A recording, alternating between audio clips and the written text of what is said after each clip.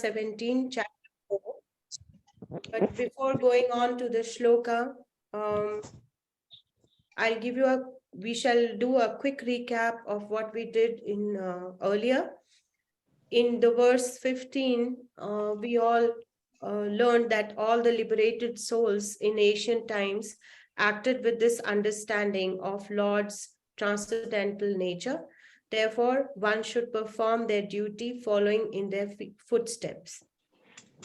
Then in the last shloka, that is Sloka 16, we discussed about how even the intelligent are bewildered in determining what is action and what is inaction.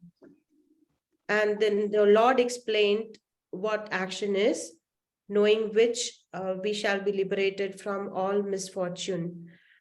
So this has already been discussed and talked about. Today we move on to Shloka 17, and where the Lord continues to speak to Arjuna about action, inaction, and vikarma, that is like bad action. So before going to Shloka 17, I would like to do Prana Mantra. Om Ajnanatimirandhasya Jnananjana-shalakaya Chakshurunmilitam Yena Tasmai Shri Guruve Namah Shri Chaitanya Manobhishtam Sthapitam Yena Bhutale Swayam Rupa Kadamayam Dadati Swapadantikam Vandeham Shri Guru Shri Utpad Kamalam Shri Gurun Vaishnavanscha Shri Rupam Sagrajatam Sahagan Raghunathanvitam Tam Sajivam Sadhvaitam Savadutam Parijan Sahitam Krishna Chaitanya Devam Shri Radha Krishna Padan Sahagan Lalita Shri Vishakhanvitanscha He Krishna Karuna Sindhu Dinabandhu Jagatpate Gopesh Gopika Kanta Radha Kanta Namostute Tapta Kanchan Gaurangi Radhe Vrindavanishwari Vrishvanu Sute Devi Pranamami Hari Priye Vacham Kalpatarubhyascha Kripa Sindhubhyeva cha Patitanam Pavanebhyo Vaishnavebhyo Namo Namah Namo Vishnu Padaya Krishna Pristhaya Bhutale Srimate Bhakti Vedanta Swaminiti Namine Namaste Saraswate Deve Gauravani Pracharine Nirvishesha Shunyavadi Paschatya Desha Tarine Jai Shri Krishna Chaitanya Prabhu Nityananda Shri Advaita Gadadhar Srivasadi Gaura Bhakta Vrinda Namo Vishnu Padaya Krishna Pristhaya Bhutale Srimate Sankarshan Dasatikarine Niti Namine Namo Prabhupada Prema Murti Kripatmane Gaudadesha Vikasarthaya Uttam Bhakti Vashane Hare Krishna Krishna Krishna Hare Hare Hare Rama Rama Rama Hare Hare. So, my dear devotees, the last pranam mantra was for my own Srila Gurudev, which I must do after initiation. And so I had to add that also to the pranam mantra, just in case you must be wondering what I'm reciting after that. Anyway, so going on to verse 17, chapter 4, I will recite it thrice, and then the fourth time you can practice with me. Karmano hyapi bodhavyam bodhavyam cha vikarmanaha akarmanascha bodhavyam gahana karmano gatihi Karmano hyapi bodhavyam bodhavyam cha vikarmanaha akarmanascha bodhavyam gahana karmano gatihi Karmano hyapi bodhavyam Karmano hyapi bodhavyam bodhavyam cha vikarmanaha akarmanascha bodhavyam gehana karmano gatihi. Please recite after me. Karmano hyapi bodhavyam. Karmano hyapi Bodhavyam. Bodhavyam cha vikarmanaha. bodhavyam cha vikarmanaha. Akarmanascha bodhavyam. Akarmanascha Bodhavyam. Gahana karmano gatihi. Gahana Karmano hyapi bodhavyam. Bodhavyam. Bodhavyam cha vikarmanaha. Bodhavyam cha vikarmanaha. Akarmanascha bodhavyam. Akarmanascha Bodhavyam. Gahana karmano gatihi.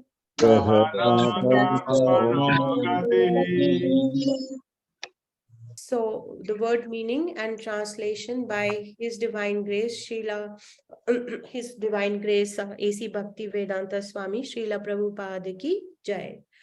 Karmanaha, Karmanaha.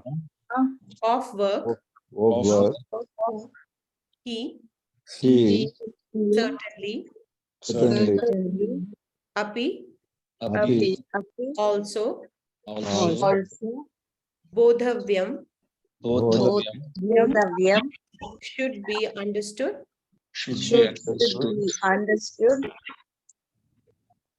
again bodhavyam, Bodhavyam. should be understood, Should be understood. cha, Cha. also,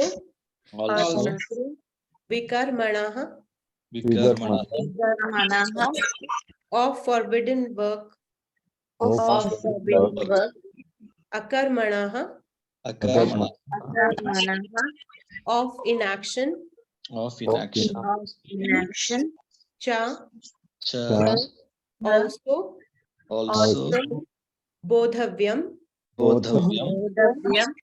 should be understood, Should be understood. gahana, Gahana. very difficult, Very difficult. karmana, Karmana. of work, gati, entrance. Entrance. Translation now.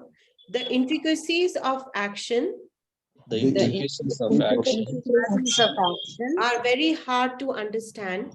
are very hard to understand. Therefore, one should Therefore, know properly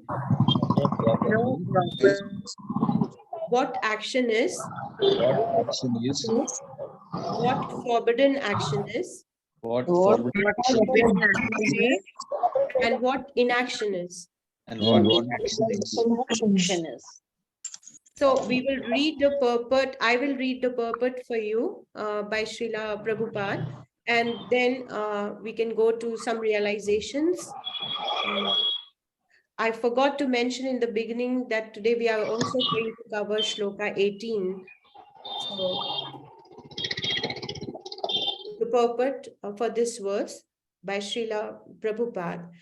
If one is serious about liberation from material bondage, one has to understand the distinctions between action, inaction, and unauthorized actions. One has to apply oneself to such an analysis of action, reaction, and perverted actions because it is a very difficult subject matter. To understand Krishna consciousness and action according to its modes, one has to learn one's relationship with the Supreme. That is, one who has learned perfectly knows that every living entity is an eternal servitor of the Lord, and that consequently one has to act in Krishna consciousness. The entire Bhagavad Gita is directed towards this conclusion. Any other conclusions against this consciousness and its attendant actions are vikarmas. or prohibited actions. To understand all this, one has to associate with authorities in Krishna consciousness and learn the secret from them. This is as good as learning from the Lord directly. Otherwise, even the most intelligent persons will be bewildered. So, Srila Prabhupada here explains that one's understanding about the actual work and forbidden work actually circles back to the Varnashram as stated by the Lord in the previous verses, which talks about the four Varnas, when the Lord says in verse 13, I think in chapter 4 itself, when he said Chaturvarnyam Maya Srishtam Gun Karma Vibhagashaha, where he mentioned that it's him who has created four classes of men according to the quality and karma, according to the quality of the work that they can do, the skills they have, and the karma. Therefore, when now in this verse, when he says that karmano hyapi bodhavyam, actually this means what actually is work. Then bodhavyam cha vikarmanaha, and then it is again like try to understand what forbidden work is. So basically, Lord Krishna is asking Arjuna to try to understand what is the difference between what is actual work and what is forbidden work. Just like a good citizen knows what is lawful work and what is unlawful work. One can cheat the self and others, but one cannot hide oneself from the eyes of the Supreme Lord. And why is that? Because the Supreme Lord is sitting within our hearts, and he's sitting there as Anumanta. Anumanta is one who sanctions what we want to do, and Upadrashta also. He's simply seeing what you're doing. So actually, this is very interesting when Srila Prabhupada explains this, that as Anumanta, the Lord sanctions what we our desires, like what we want to do. But as Upadrashta, he's also watching what we are doing. So as I explain further, this will become very interesting, because suppose if we are doing something wrong and we know that it is wrong, and yet we want to do it, the conscious keeps on reminding us, no, you should not do it. You should not do this. And yet what happens? Because of the sanction, and we cannot do it if the Lord does not approve of it. But if we persist from out of our own will to do something wrong, then the sanction is given, but it is given within the inverted commas at your risk. So the Lord does not want to, I would say, he does not want to muddle with our free will. And like, for example, if they are criminals, they are committing crimes, and one would say that then why doesn't the Lord sitting in their heart stops them? So it is there that this explanation by Srila Prabhupada explains that Lord allows us to enjoy our free will, and yet he's watching what we do, and he's watching of our choices that we make. So even if you end up doing a wrong thing, it is at your own risk. So we cannot blame the Lord for that. And of course, we have to bear the consequences of those actions. So God does not give us sanction for doing anything criminal. But if one persists to do something criminal, then God gives sanction. All right, do it at your risk. And this is how it goes on. On the other hand, in Srimad Bhagavatam, Canto 3, chapter 31 and verse 1, it's mentioned that Karmana Daiva Netrain Jantur Deho Kapataye. The Lord says in this verse that under the supervision of the Supreme Lord and according to the result of a jiva's work or the living entity's work, the living entity, the soul, is made to enter into the womb of a woman. So you see, everything is, the onus is on us, what we want to do. The choice is ours. Now, when one acts on account of their persistence by the sanction of the Lord, then they become subject to the fruits of such resultant action, and they get a different type of body. That is the way it is. In the Shastra, it is said we are getting different types of bodies again and again, birth by birth, based on our own karma. It is all karmana, by our personal fruitive actions. We have a tendency to work irresponsibly without knowing the result of our work. Therefore, we are getting different types of bodies, birth after birth, different types of situation, different types of occupation, so many things. We continue to take body after body according to the karma. So, Srila Prabhupada says, so we are creating our next body by our work in this life. Therefore, it is absolutely necessary to understand what is karma. And that is why Krishna says, karmano api bodhavyam. He says, how is this body created by your karma? How is this body created? It's all because of your karma, and the future bodies also will be created as per your karma now.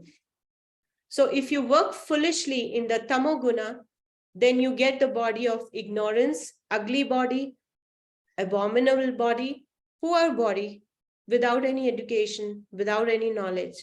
And if you work sattva guna, then you get better body, and rajaguna, then in the middle class body. These are stated in the Shastras, and we have to accept this. Therefore, Krishna says, karmano hyavapi bodhavyam cha vikarmana. Vikarmana means forbidden work. You should not do this. What you should not do? Of course, there are 4 regulative principles, the 4 pillars of sinful activities, I would say: illicit sex life and intoxication, meat eating and gambling. So if we act sinfully, then we get a body which is the result of sinful action. By pious activities, we get Janmishwaraya Shruta Shrihi. Janma, first class family, first class nation, Janma. That is very important thing, to get birth in first class family, which is the enlightened family as per Srila Prabhupada, Brahmana family. Then in verse 55 of chapter 18, Krishna says, Bhaktiya mam vijanati yavanyaschasmi tatvata tato mam tatvato jnatva vishate tadantaram. If one practices bhakti yoga, then he will understand what is God, what is the kingdom of God, and what is his constitutional position with relation to God. And after that, after death, he shall enter into the kingdom of God. Tyaktva deham punarjanma naiti. That's the 9th verse of Bhagavad Gita, chapter 4. Now, if we want to understand that, all that is being said up till now, so Krishna is saying that he created, I'm coming back to the Varnashrama. He created Varnashram also to facilitate the understanding for us with regards to our work and role. Chaturvarnyam maya srishtam guna karma vibhagisha, based on quality and karma. And we actually need to understand it thoroughly and actually take it very seriously in order to remain fixed in, now I'm talking about akarma, being fixed in akarma. So again, when Lord says, kamano hyapi bodhavyam cha vikarmanaha, he's saying, if you cannot work, actually he's saying that if you cannot work which will, in such a way that will satisfy him, that is vikarma, and that is a forbidden action. Because the real purpose of working, of all the work that we do, is to satisfy Krishna. He is the center, and he's the center of all activities. Simply by satisfying Krishna, one can get samasiddhi. It doesn't matter whether you are Shudra or Brahman, or engineer or lawyer. The real point is how to satisfy Krishna. But actually, that education is lacking amongst most of us. As once Navadipa Mataji was explaining, that Srila Prabhupada in one of his lectures said that we all are Shudras actually, because we are all are running after degrees and trying to earn more and more money without even realizing what we are good at. Are we good at educating? Are we good at business? Are we good at protecting? I'm talking in terms of Kshatriyas. So that's what is being explained in a way here by Srila Prabhupada again in this context. So again, coming back to Krishna consciousness, this is Krishna consciousness is something that teaches us how to serve Krishna from any position. It doesn't matter whether you are a Brahmana, Kshatriya, Vaishya, Shudra, lawyer, engineer, or film actor, or anything, it doesn't matter. But whether you're trying to satisfy Krishna, that is paramount. That is the point. If you have no such sense that you have to satisfy Krishna, then it is Shrama eva hi kevalam, which means it is simply useless work, useless labor. It has no meaning, because you are creating your own formation, your own, I would say, the body, your own next future body, another body that out of your that is solely your responsibility. And so as to say, if you're acting like a monkey, you get the body of a monkey. If you're acting like a god, demigod, you get that kind of a body. So if we want to stop this miserable condition of getting another material body, then Srila Prabhupada says that we must know what is karma and what is vikarma. Then to reinforce this, the Supreme Personality of Godhead in verse 55, chapter 18 says that Bhaktya mam abhijanati yavan yash chashmi. If one becomes devoted to my worship, my business, bhakti yoga, he comes to me. So therefore, our only business, as Srila Prabhupada says, should be to understand Krishna. Yagnarthe karma this is akarma. Here it is said, akarmana, karmana api bodhavyam, akarmanascha bodhavyam. And akarma here means without reaction. Therefore, any karma, if you do it for Krishna's satisfaction, that is akarmana. It has no reaction. But if you do anything for your own sense gratification, you will have to suffer the resultant action, good or bad. Therefore, it is very difficult to understand what kind of action you should do. But however, we have to take directions from Krishna, from the Shastra, and from Guru.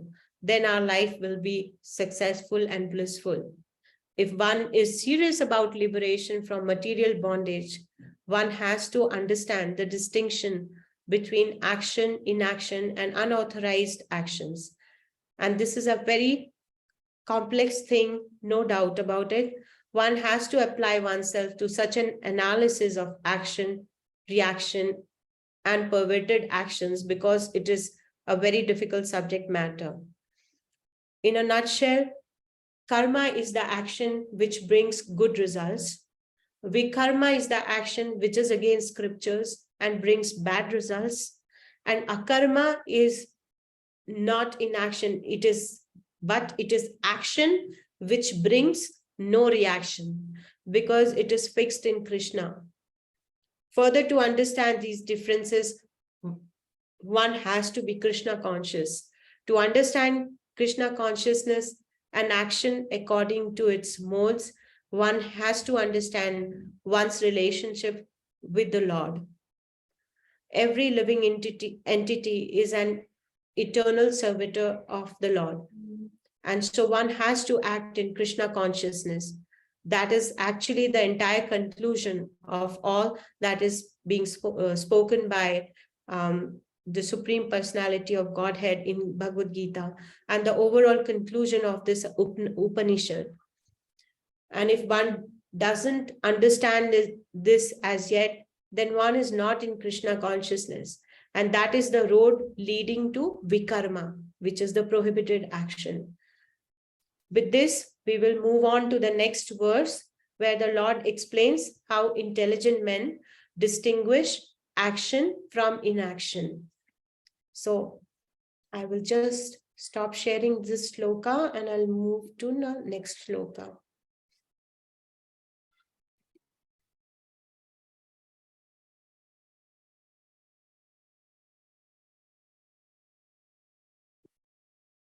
Can you see my screens, devotees? Okay. Okay, thank you. Yes, Mataji. Thank you, Mataji. So we will again do the same thing. I'll recite thrice, and the fourth time you all join me. Karmanya karma ya karmanya akarma ya pasye karmani cha karma yaha sabuddhiman manusyeshu sayukta kritsna karma krita karmanye karma yah pashyet karmani cha karma yaha sabuddhiman manusyeshu sayukta kritsna karma krita karmanya karma yah pashyet karmani cha karma yaha sabuddhiman manusyeshu sayukta kritsna karma krita. Please repeat after me. Karmanya karma yah pashyet Karmanya Karmanya karma yah pashyet karmani cha karma yaha karmani akarmani cha karma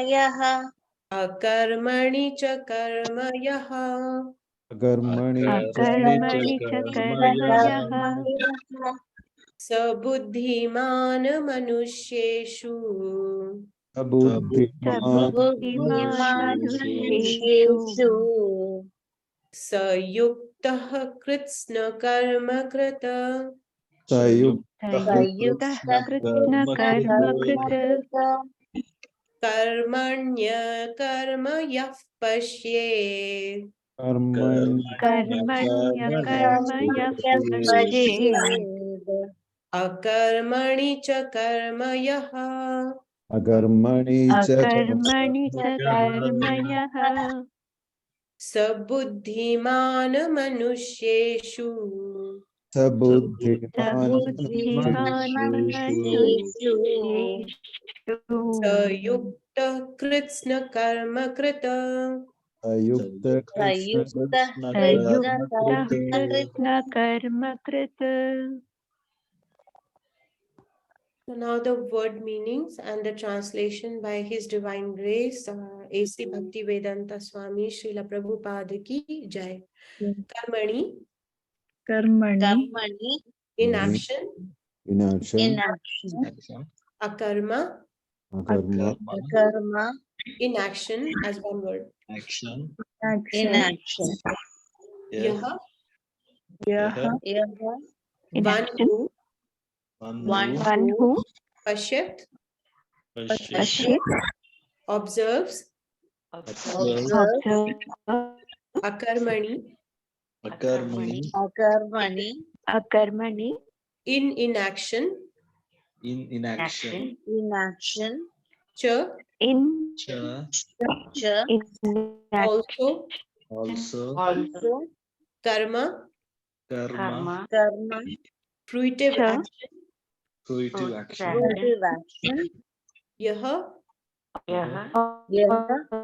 one who, one who, saha, saha, he, karma, buddhiman, yaha, he, is intelligent, is buddhiman, intelligent, is manusheshu, intelligent, manusheshu, manusheshu, in human society, in human society, saha, saha, human he, he, society, yuktaha, yuktaha, is in the yuktaha, transcendental position, is in the in the transcendental transcendental position, kritsna, karmakrit, Krishna karma Krishna, although karmakrit, engaged in all activities, although also engaged in engaged all in all activities.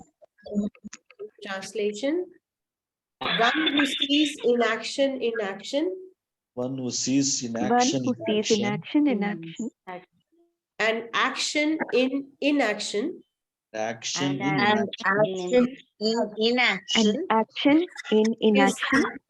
is intelligent is intelligent, among men, intelligent and he is among men, and he is and he is in the transcendental position, in the in the transcendental transcendental position, although although engaged in all although sorts of activities. engaged in all sorts of activities. So I'll read the purport by Srila Prabhupada and then we can take it forward with some more realizations. A person acting in Krishna consciousness is naturally free from the bonds of karma. His activities are all performed for Krishna. Therefore, he does not enjoy or suffer any of the effects of work. Consequently, he is intelligent in human society, even though he is engaged in all sorts of activities for Krishna. Akarma means without reaction to work. The impersonalist ceases fruitive activities out of fear, so that the resultant action may not be a stumbling block on the path of self-realization. But the personalist knows rightly his position as the eternal servitor of the Supreme Personality of Godhead. Therefore, he engages himself in the activities of Krishna consciousness. Because everything is done for Krishna, he enjoys only transcendental happiness in the discharge of this service. Those who are engaged in this process are known to be without desire for personal sense gratification. The sense of eternal servitorship to Krishna makes one immune to all sorts of reactionary elements of work. Srila Prabhupada ki jai.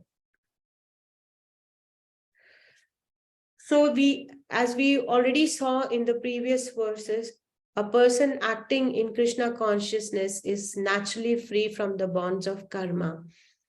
His activities are all performed for Krishna. Therefore, he does not enjoy or suffer any of the effects of the work that he does. His consciousness is fixed in Krishna, and as a result, he's considered to be the most intelligent one in human society, even though he's engaged in all sorts of different material activities. Akarma means without reaction to work. A Krishna conscious person knows rightly his position as the eternal servitor of the Supreme Lord, a Supreme Personality of Godhead, as we have been again and again saying it. Therefore, he engages himself in the activities and dedicate the results to Krishna. Since everything that he does is for Krishna, he enjoys only transcendental happiness in the discharge of the service towards Krishna. Those who are engaged in this process are known to be without desire for personal sense gratification. Then let's try to understand what is action, inaction, action in inaction. This could be understood through an example. Like, most of the time, persons look upon their social duties as burdensome and want to renounce them out of some kind of indolence. They give up actions physically, but their mind continues to contemplate upon the objects of the senses. So such persons may appear to be inactive, but this kind of, I would say, lethargy is actually sinful action. When Arjun suggested that he wishes to shy away from his duty of fighting the war, Sri Krishna explained to him that it would be a sin and he would go to hellish planets for such inaction. Having understood this, we must also try to understand what is inaction. Inaction as one word, inaction. So this is, as Srila Prabhupada explains, that this is something which is performed by karma yogis. They execute their social duties without attachment to results, dedicating the fruits of their actions to God. So basically, we are talking about akarma here. Although engaged in all kinds of activities, such souls are not entangled in karmic reactions, since they have no motive for personal enjoyment. There are many great kings in the Indian history, like Dhruv, Prahlad, Yudhishthir, Prithu, and Ambarish, who discharged their royal duties to the best of their abilities. And yet, because their minds were not entangled in material desires, their actions were termed as akarma or inaction. Akarma means there is no result, either sinful or pious. Whereas karma means there is a result, which could be either pious or impious. So I repeat again, a karma is when when there is no result, neither pious nor sinful. So we are not looking at the fruits of it, in other words. Whereas karma is when there are results. Results could be good results or bad results. I mean, if they are bad, then of course it will turn into vikarma. Speaking about karma, we already discussed in the second chapter that Krishna says how karma should be done in the form of yajna. If you work as if you're performing a yajna, which is to satisfy the Lord, then Srila Prabhupada goes on insisting that that is yajna, and the human society is required to perform yajna at every moment, in every second. Therefore, our life should be trained, we should be trained actually in such a manner and educated in such a way that all the activities that we do or we conduct is for yajna. And yajna means to satisfy the Supreme Personality of Godhead. Yagnarthe, for his satisfaction. This is, as Srila Prabhupada says, this is Vedic civilization, and the whole Vedic civilization, its aim is to satisfy the Supreme. A Brahmana, Kshatriya, Vaishya, or Shudra, the division is there, but the whole aim is again to satisfy the Supreme Personality of Godhead. That said, at the present moment, we are so educated, so-called worldly, materialistically educated, but we do not know what is the meaning of Supreme Personality of God. We love talking about Supreme Personality of Godhead. We love using these terms, but do we really understand that is what is questioned by Srila Prabhupada, and he makes us think about that. This is our position. We do not even know the meaning. Srila Prabhupada says that what we do and is in ignorance, in complete ignorance. We don't even know who is Vishnu, what is Vishnu, and we love talking about Vishnu and how to satisfy him. What is the meaning of yajna? All is forgotten, he says. That is not Vedic civilization. And he further says that Vedic civilization begins by performing yajna for the satisfaction of the Supreme Lord Vishnu or Krishna, who is Krishna. Because human life is meant for understanding position of Vishnu, so he again actually another thought for reflection is, what is the aim of human life? It is to understand the position of Vishnu, he says, and his position. What is the relationship of Jiva with Vishnu or Krishna, and how to achieve the highest success of life? So there are three things that Srila Prabhupada talks about: Sambandha, Abhidaya, and Prayojan. These three things should be understood in complete depth. The whole subject matter of Vedas are these three things. I repeat again: Sambandha, Abhidaya, and Prayojan. What is our relationship with God? Is Sambandh. First of all, we must know who is God. Then we must know what is our relationship with God. And if we act according to that relationship, then our life, then our aim of life is fulfilled. That is Abhidaya. And Prayojan is how we do it, the process. Sambandha means relationship. Abhidaya means the activities that we do to please the goal of life, or the planning, or the process, how we do it. So the ultimate goal of life is to understand Vishnu, that is Krishna. Now the question arises, what is the method of making progress to understand Vishnu or to understand Krishna, or to make progress simply in human life? In the material world, the sense gratification is very prominent, but we do not know that through karma of sense gratification, we become entangled. Therefore, that sense gratification process is regulated. In the Vedas, that is regulated. And again, Srila Prabhupada says that the Vedic civilization tries to control. You have got tendency, a jiva has got tendency for, let's say, for sex life, make it regulated by marriage ceremony. This is Vedic civilization, not that like cats and dogs, you meet together and have sex life. Nothing is denied, but everything should be regulated. That is human form of life. And that regulative principle begins from Varnashram Dharma. So again, we have come back to that. 4 kinds of Varnas and 4 kinds of Ashramas. Brahmacharya Ashram, and it goes on. I will not say all the ashrams, we all know that.